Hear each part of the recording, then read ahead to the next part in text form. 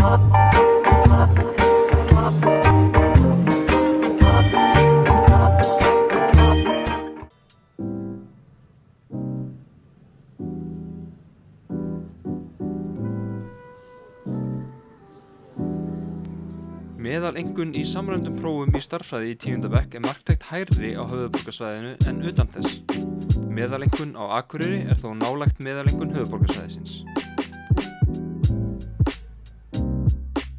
Þannig að þetta töluverður munur eftir landshlutum á samræmdum prófum í stærðfræði. Hvað haldið það sé? Hvað ástæðan fyrir þessu? Já, það eru margar breytur í þessu og ég hef reyndar sjálfur verið allt upptekinn af því núna í nokkur ár, þeim rannsóknum sem segja að starfshætti kennara séu stærsti einstaki áhrifavaldurinn á framfarir og nám barna og við vitum það að starfshætti skólastjóra eru eitt stærsta hreyfiaflið í skólum. Það þannig. En svo aðrir náttúrulega áhrifaþættir eins og menntun foreldra sem hefur verið sýnt fram á að hérna mjög misjöfn eftir landsvæðum. Þannig að við getum ekkert fullyrt þetta en starfshættir sannarlega skipta þarna meginmáli. Já, menn stundum hefur verið talað að það sé svona mismunandi hefðir í samfélögum. Að í samfélögum þar sem hefur verið svona í gegnum söguna auðvelt að fá vinnu í sjávarútvegi og tekjur eru ekki endilega tengdar menntun. Að það hafi verið svona minni áhersla lögð á menntun á heimilunum og í samfélaginu, því hvað til í því. En svo eins og þú nefnir að það hefði mátt setja upp mynd hér af háskólamenntun eftir svæðum og það hefði verið nákvæmlega sama mynstrið, munurinn á háskólamenntun eftir einstökum svæðum. Já, ég tek undir þetta. Ég sem sagt kem á Suðurnesjunum núna og þar hefur hafa tölur sýnt fram á að þar menntunarstig svona frekar lágt.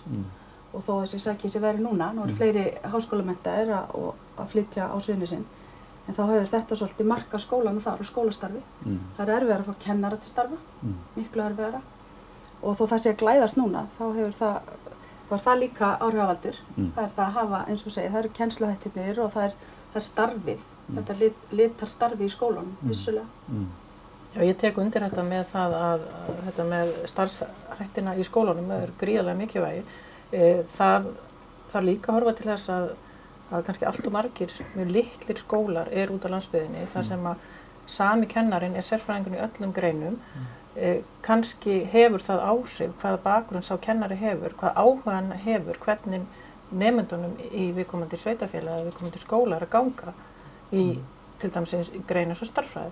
Þannig að það klárlega þarf að passa vel upp á það að þessi starfsþróun, það sé meiri áhersla á hana heldur en kannski gert í dag og ég fagna því sem að menntamálaráðherra hefur að tala að fara inn í starfsþróun kennara með öflugari hætti en kannski hefur verið gert og það bara þau skilaboð vonandi líka kveikja svolítið umræðina inn í kennarahópunum og inn í sveitarfélögunum þar sem verið að vinna með skólamálin að þetta kannski þáttur sem að við þurfum líka að horfa meira á, ekki alltaf bara að horfa nemandan, hvaða bakgrunnur hjá nemandanum eða foreldrum, það líka hvað að gerast inn í skólanum því að þar fer starfið fram, fyrst og fremst og sérstaklega þegar þú ert komin í flóknari greinar þar sem mjög mismandi bakgrunnur foreldra og þeir geta ekki verið að aðstoða börnin sín við námi og ég tala ekki þar sem að þú ert í kannski sveitarfélögum eða skólum þar sem að tvítingi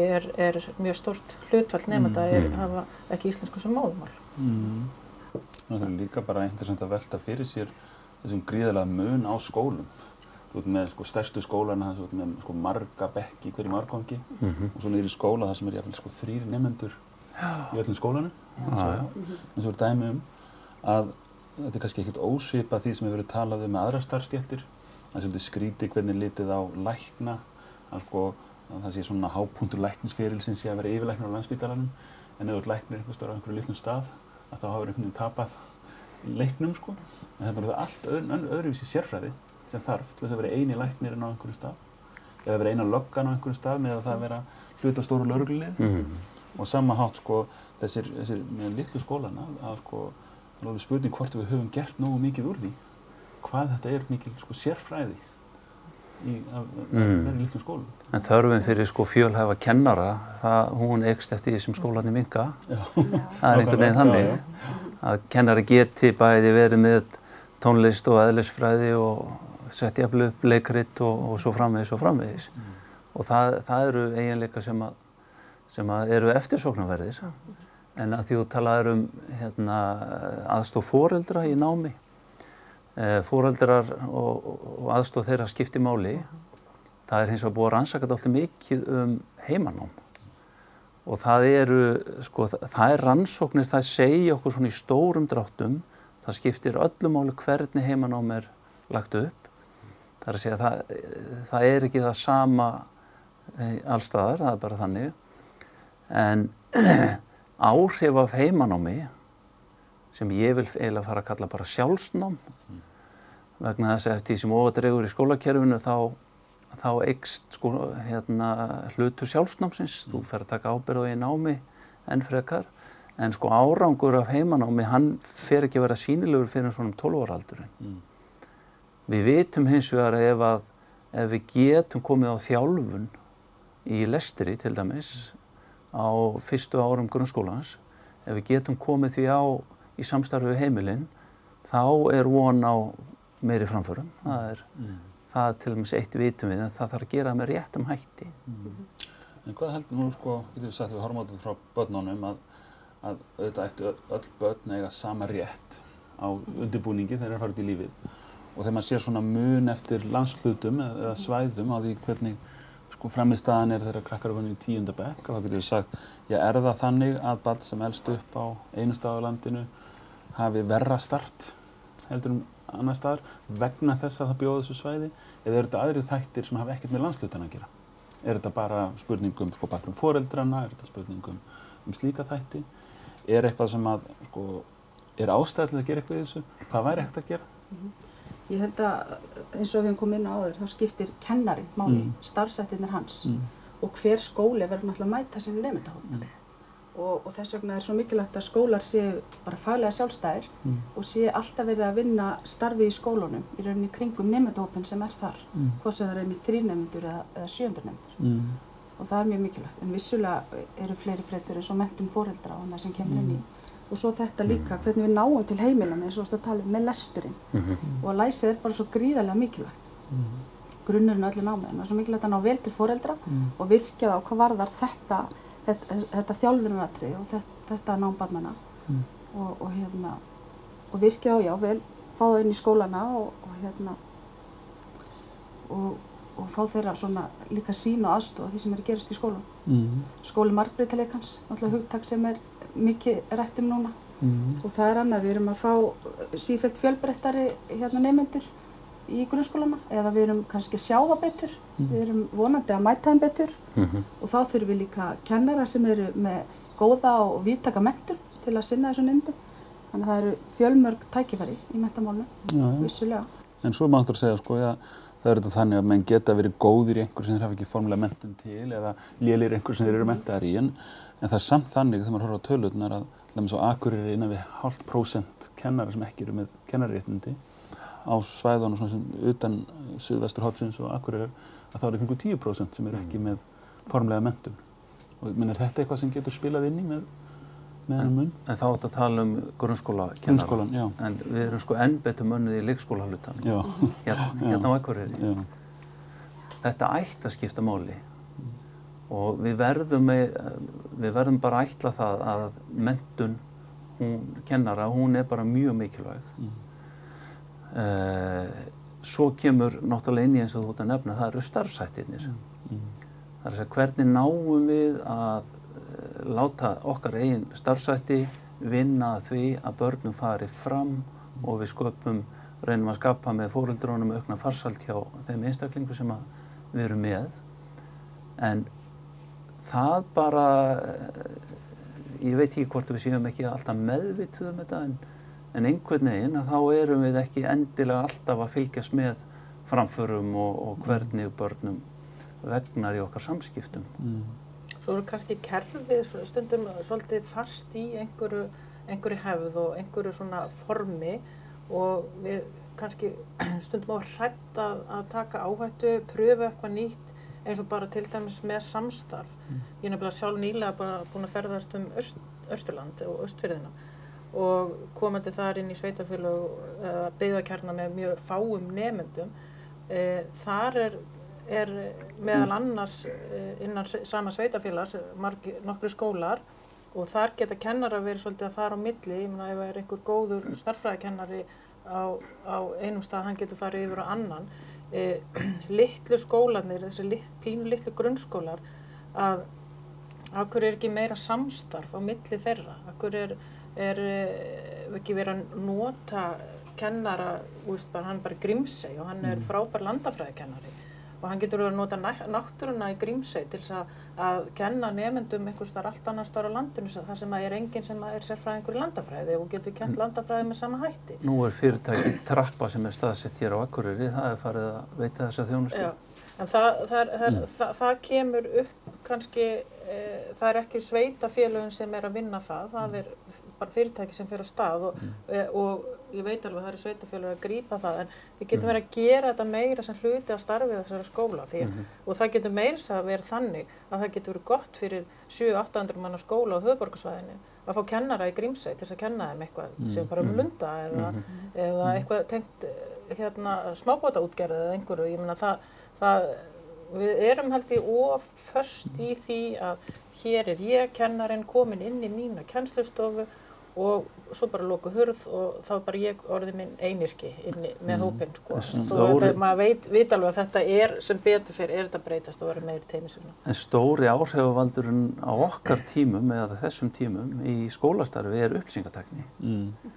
Og þeir möguleikar sem upplýsingatæknin sko veitir og þar eru við kannski dálítið hæg af stað til að nýta það alveg til fulls og það nú tungumálið okkar er bara kannski stærsti þröskuldurinn, það er bara þannig. Þetta er örtungumál. En maður getur velt fyrir sig þá líka bara, maður bara horfir á þetta félagslega fyrir krakka sem eru kannski lítill skóli, 3-4 krakkar í skólanum, að það er nú svolítið lítill pottur sko.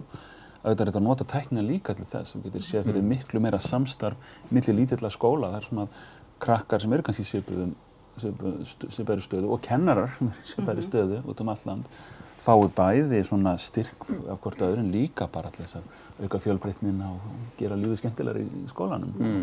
Ég held að tæknin hún eftir að kollvarpa starfsháttum og hún nú þegar byrjuð að gera margt gott í starfsháttum kennara allt land og við í Sandgerði vorum með danskan farkennaran daginn og þar var sem sagt í 9. og 10.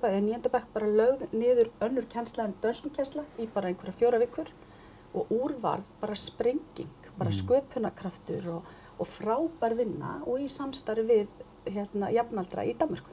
Já, en þarna kemur náttúrulega að þessu sem stundum hefur verið gagnrýnt að það sé mikil áhersla á sko bóknámið og listnámið og verknámið sitja á hakanum og það er náttúrulega aðeins bundið landshlutun líka og þess að kíkja á sko myndina hérna hlutfalli sko nemandi í verknámi í framhaldsskólum.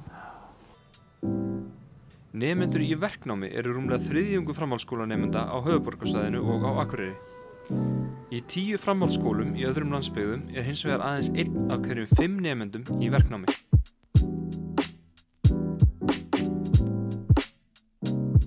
Þannig að það má segja í grófum dráttum að það er svona 3/4 af framhaldsskólanemum sem eru í verknámi nema í minnstu skólunum sem eru utan Suðvesturhornsins og Akureyrar, þar er ekki nema 20%. Það náttúrulega gefur auga leið að þessir skólar sem er minni skólar út af landsbyggðinni þar sem er mjög erfitt að halda úti verknámi. Þú hefur fyrir að fyrsta kannski ekki einu sinni sérhæfingun á staðinu til þess að geta haldið út einhverju námsbrautum. Þú hefur ekki iðnmeistara eða fyrirtæki sem getur verið í samstarfi við skólana.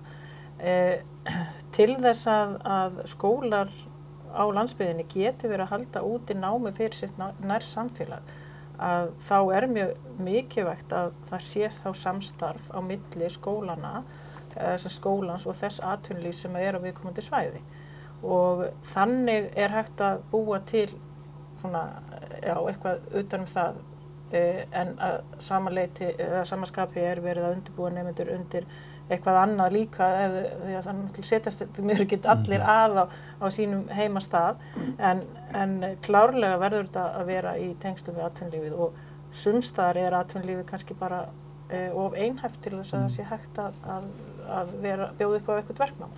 En þar kemur líka inn aftur það sem við talum að við erum svo föst í einhverjum ramma. Við erum föst í meistarakerfi og það að nemandi fara á samning og svo auðvitað eðlilega námskrám. En hluti af því líka bara viðhorf. Og við sjáum það þar sem ég starfa í Verkmenntaskólanum á Akureyri að nemendur sem eru að koma í verknám hjá okkur eru mikið nemendur úr sveitum og utan að landi. Þau eru samt ekki, maður myndi vilja sjá hærra hlutfall bara nemendur frá Akureyri vera að koma inn í verknám. Þau velja bóknámið kannski miklu meira en þörfin hér á svæðinu fyrir fleiri með iðnmenntun. Og verkmenntaskólinn líka í vandræðum með að halda út í sumum námsbrautum af því að það bæði skortir kennara með iðnmeistara með kennaramenntun og eins líka bara aðstöðu og bara í sumum greinum samningstíminn hamlandi að nemendur velja það. Þetta kannski líka svona spurningum orsök og afleiðingu að segir það einhæft atvinnulíf og fátt fólk, þess vegna getum við ekki boðið upp á nám, en það líka kannski verður til þess að atvinnulífi verður einhæfara og við höfum séð eins og með háskólanema að háskólanemum sem fara, það sem ekki háskóli á svæðinu eða fara eitthvað annað, þá ekki nema þriðjungurinn sem skila sér heim. Af þeim sem í fjarnámi, að þá kannski 3/4 sem áfram á svæðinu. Og verknámið, við veit ekki, kannski verið mjög bundið stað. Að þú verður að vera á staðnum. Það sé auðveldari með bóknámi eða bjóða upp á fjarnámi og svo framvegis. En nú kannski breytist það með tækninni og þessum breytingum. Að það sé hægt að bjóða upp á verknám, fjölbreyttara verknám á fleiri stöðum. Ég meina það væri alveg möguleikar til þess að þróa eitthvað nýtt í tengslum við verknámið í samvinnu við þá skóla sem eru að halda út í námsbrautum í iðnnámi með því að vera með 2-3 nemendur einhvers staðar annars staðar en það sem heimaskólinn en þá þetta alltaf að þú verður að hafa samvinnu við, ef við talum húsasmíði, þá verður einhver iðnmeistari á því svæði að vera tilbúin í verklega hlutan, því að bóklega hlutan getur alltaf lært í gegnum fjarfunda, eða gegnum fjarnám og dreifnám og þannig aðferði. En þetta verklegar kannski erfiðar að segja bara horfðu svo bara YouTube-myndbandið þannig að hvernig þú býr til glugga, sko. En þú þarft að vera meira hands-on. En nú að þú varst að tala viðhorf, fyrir að spáði hvort að við í grunnskólanum værum að líka gera nóg varðandi verkgreinar og annars slíkt. Við erum með þessa krakka í 10 ár í grunnskólanum og hvort að við séum bara sinna líka verkgreinum nóg vel og hvort við séum að kynna þetta nóg vel fyrir nemendum í grunnskólanum. Hvort að við séum ekki örugglega svolítið að halda vel utan að það. Ég held að það sé klárlega hlutur sem að vantar meira, það fræðslan í grunnskólana. Við byrjuðum á því núna fyrir ári síðan og þetta er annað ári sem að við buðum 9. bekkingum að koma að voru í kynningu á framhaldsskólanum og náminu hjá okkur en ekki í 10. bekk að hausti eins og var alltaf. Því að þau voru þá bara yfirleitt búin að ákveða hvað ætluðu að gera. Við erum fann að tala við þurfum að ná þeim með þess að fyrr og munurinn í dag og kannski fyrir ekkert svo löngu síðan það bara þekking almennt hjá ungu fólki að eins og þau eru orðin klára á svo mörgum sviðum að þá svona það að vinna eitthvað í höndunum, gera eitthvað í höndunum, það þeim svo framandi. Þau hafa kannski aldrei snert á hamri nema bara kannski til þess að negla í einhverja spýtu, sko. Jafnvel ekki skipt ljósaperu, eða kunna vinda tusku.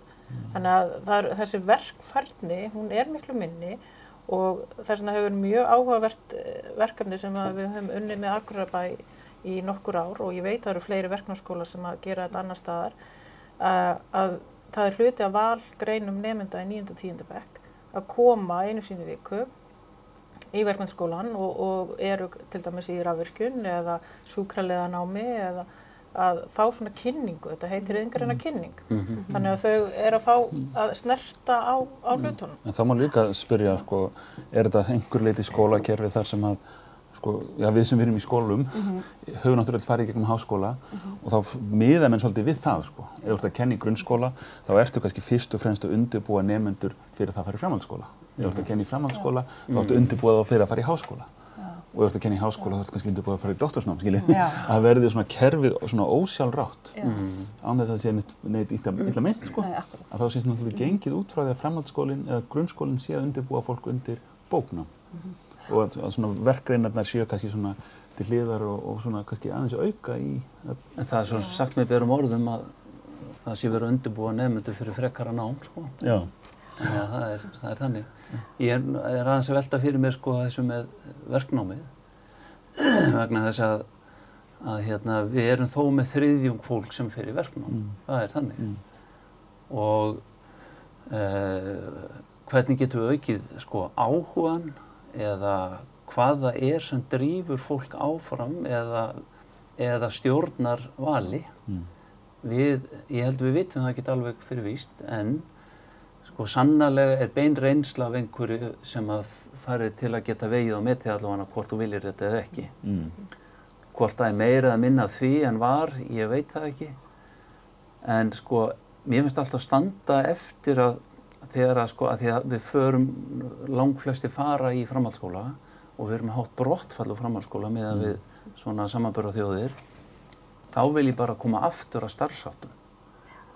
Af því að það er jafn mikilvægt að kennarinn sko sé áhugaveikjandi, tengist nemendum og sýni sko viljan í verki fyrir sko og metnað og tiltrú á nemandanna að hún fari fram og hún vegni vel. Það er ekkert síður mikilvægt í framhaldsskóla en í grunnskóla. Tek algjörlega undir þetta því að það sérstaklega þegar þú ert komið með nemendahópa, áður fyrir þeir sem byrjuðu í bifvélaverkinu, þeir voru búin að vera onni í húddin á bílum og gera við mótuhjól og vissu sko hvað er skiptilykill og hvað er einhver annar lykill sko og höfðu verið að snerta á verkfærum. Í dag færðu nýnemana og þau hafa ekki þessa þekkingu og kennarahópurinn hann verður þá einhvern veginn líka aðlagast að því að þú getur ekki gert ráð fyrir því að nemendur sem byrji í iðngrein að hann þekkja allt greinina, ekkert frekar en sko þegar að nemendur koma oft í fyrsta skiptið í sko fæið heimspeki í framhaldsskóla þegar þú hafa verið í alls konar heimspeki í grunnskóla þá eru komið í fæið heimspeki og það er ekkert bara kennarinn ætlast ekki til þess að allir viti allt heimspeki og helstu kennismiði eða helstu kenningar heimspeki þegar þeir byrja. Þannig að það er klárlega skiptir miklu máli að sjálfsögðu starfshættirnir á öllum skólastigum og Mér finnst það mjög mikilvægt með sko verknámið að bara nefna það að það eru sko, er ekki yfir 30 sko valmöguleikar í verkmenntaskólanum verknám. Jú. Þannig að sko með bóknáminu líka. Já, en sko þetta er ekkert endilega það að okkur vanti eins og á þessu svæði. Okkur vantar ekki endilega valkostina. Það er eitthvað sem að er innræð með hverjum og einu sem að fólk sko tekur ekki ákvörðun. Jú, sem má líka segja að horfum bara ákveðin að kerfi byggðist upp. Og þetta var það bara fyrst þannig að það var bara menntaskóli í Reykjavík. Svo kom menntaskóli á Akureyri og Laugarvatni og svo var þessi sprenging. Það sem fjölgaði framhaldsskólunum og þetta tengdist því að sko, börnin er alltaf verið yngri sko. En það sem er 16 ára núna er svo miklu yngri heldur sem var 16 ára fyrir 20 árum. Þannig að við viljum halda börnunum heima lengur og í það minnst til 18 ára. Þannig að við höfum gert mjög vel í því að byggja upp framhaldsskóla þannig að flest börn á landinu geti sótt framhaldsskóla í heimabyggð. En kannski höfum ekki leyst úr þessu vandamáli. Að það þýðir það að sumir framhaldsskólar eru mjög fámennir og það eru fáir möguleikar. Og hvernig getur einhver sem býr á sko, stað þar sem eru mjög fáir og það er langt í næsta byggðarlag. Sko, jú, það er hægt að fara í bóknám í næsta nágrenni. Ef að viðkomendur á verknámi, er þetta samþætta það? Er einhvern veginn hægt að auka samstarfið milli framhaldsskólana? Er þetta að nota tæknina? Er þetta einhvern veginn hægt að hugsa þetta upp á nýtt? Nota sko nemendagarða á annan hátt til þess að þetta sé ekki svona bundið við einstakar stofnanir? Það lítur tvímælalaust að vera hægt, auka samstarfið. Og ég held líka að við þurfum kannski svona koma á bragðið fyrr. Ég held líka að margir grunnskólar séu of bókamiðaðir. Þannig að þú ferð svolítið í það sem þú þekkir. Og ég held við þurfum fyrr að kynna þetta fyrir þeim í grunnskólanum, fjölbreytnina og hvað margt er hægt að gera, bara þetta skoðun í húdd og bíl. Það eru margir sem hafa ekkert endilega gert það þegar þeir farið fram og kannski bara gera það aldrei. En það er ýmislegt sem hægt er að gera og vissulega mun tæknin hjálpa okkur einmitt að gera þetta held ég að samþætta og efla samstarf. ekki klárlega og það bara aðeins með hlutfallir sem fer í iðn- og tækninám að þetta ekki hlutfall nýnema, það miklu lægra sko. Það undir 20% nýnema sem velja verknám og það þetta foreldra viðhorf að sko fyrst klárar stúdendur svo máttu fara í bakarann ef þú vilt það ennþá. Og það bara svo rosalega röng hugsun, sérstaklega þessir nemendur sem að vilja klárlega fara í verknám, að foreldrarnir dragi úr þeim af því þau þekki ekki einu sinni sko hvað möguleikar þetta nám að gefa þeim. Og margt af þessu unga fólki sem fer inn í iðn- og tækninám, það tekur stúdentsprófið með eða bætir við sig 1-2 önnum til þess að taka stúdentsprófið með, fara áfram í tækninám á háskólastigi og að standa sig mjög vel og ég bara veit að kennarar í háskólum, þeir tala að það sé allt öðruvísi að tala við nemendur sem að hafa bakgrunninn í iðngrein, þó það hafi ekki einu svona starfa mikið við það en bara í gegnum sitt nám í iðngrein að þegar þau koma inn í tækninám í háskólum að þá hafa þau þekkingu sem er dýrmæt inn í háskólum líka.